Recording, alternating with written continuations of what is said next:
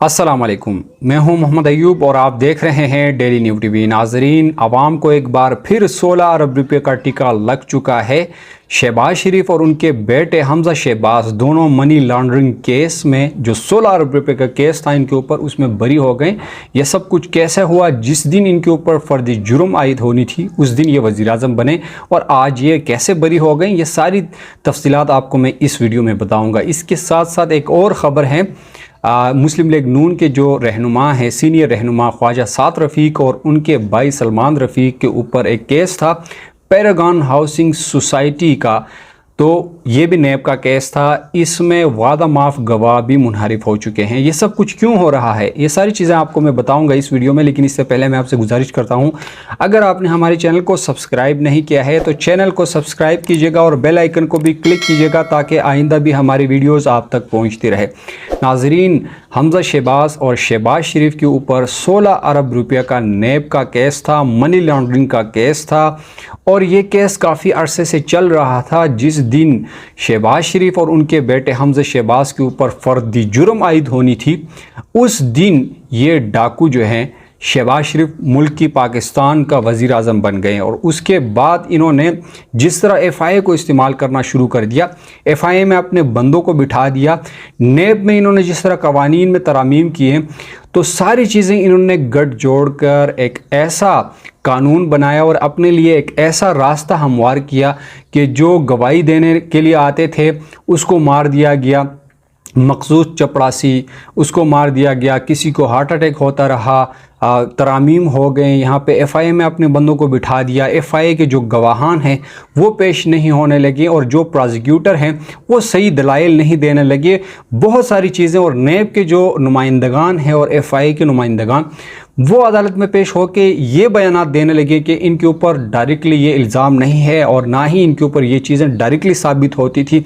और उससे पहले जो ये दलाइल दे रहे थे, जो शवाहिद वो इकट्ठा करके इन्होंने जिस तरह अदालत में पेश किया उसके मुताबिक इनके ऊपर फर्द जुर्म आयद होनी थी। लेकिन अचानक से क्यों नेब के जो प्रोसिक्यूटर हैं और FIA के जो लोग हैं वो क्यों अलग किस्म के दलाइल देना शुरू हुए हैं और सारे जो दलाइल उन्होंने दिए थे, मेहनत की थी, प्रूफ इकट्ठा किया था, वो सब के सब जो हैं पानी में बह गया। और अब नेब और FIA के जानिब से बिल्कुल अपोजिट बयानात आने लगे हैं अदालत में, वो अलग अलग किस्म के बयानात देने लगे। तो इससे ये हुआ कि केस बहुत ही ज़्यादा कमज़ोर हुआ, जिसकी बुनियाद पर अदालत ने हमजा शहबाज और शहबाज शरीफ दोनों को बरी कर दिया। अब इसके बाद मुस्लिम लीग नून के जो लोग हैं वो ये कहने लगे कि देखो हमारे ऊपर झूठे मुकदमात बनाए थे जिसमें वो हमजा शहबाज और उनके वालिद शहबाज शरीफ दोनों सरखुरू हुए।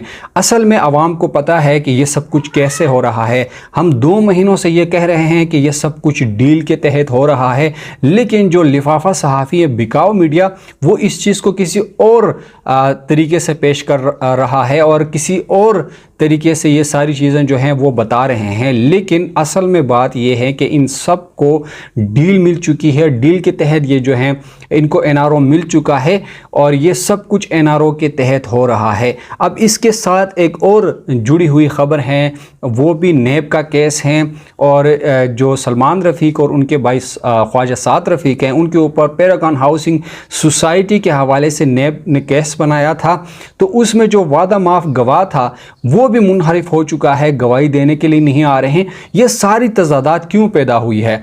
तो इससे साफ जाहिर होता है कि एक एक करके इनके जो केसेस हैं वो माफ़ हो रहे हैं। और इससे पहले इमरान खान जो बात कह रहे थे वो सच साबित हुई, वो सही साबित हुई। इमरान खान कह रहे थे कि ये मेरे से NRO मांग रहे हैं। तो ये जो सहाफ़ी है, बिकाऊ सहाफ़ी, ये सवाल कर रहे थे कि आपसे ये NRO कैसे ले सकते हैं, केसेस तो सारे अदालत में हैं, क्या आप अदालतों के ऊपर असरअंदाज हो के इनको रिलीफ देते हैं? तो असल में ये खेल ऐसा खेला जा रहा है कि अगर हुकूमत चाहे तो वो इस तरह कर सकती है। जो नेब के प्रोसिक्यूटर है या FIA के जो नुमाइंदगान हैं वो दलाइल जो हैं अपना सही ना देना शुरू करें और केस को कमज़ोर बना दें, ऑटोमेटिकली अदालत से वो बरी हो जाएंगे। तो इसी तरह NRO मिलता है اور انہوں نے آ کے خود کو NRO دے دیا۔ ان کا ٹارگیٹ ہی یہی تھا، سب سے پہلا ٹارگیٹ ان کا یہ تھا کہ عمران خان کو حکومت سے ہٹانا ہے، پھر اقتدار میں آنا ہے، پھر اپنے سارے کیسز معاف کروانے ہیں، اپنے آپ کو NRO 2 دینا ہے، اپنے سارے کیسز ختم کروانے ہیں،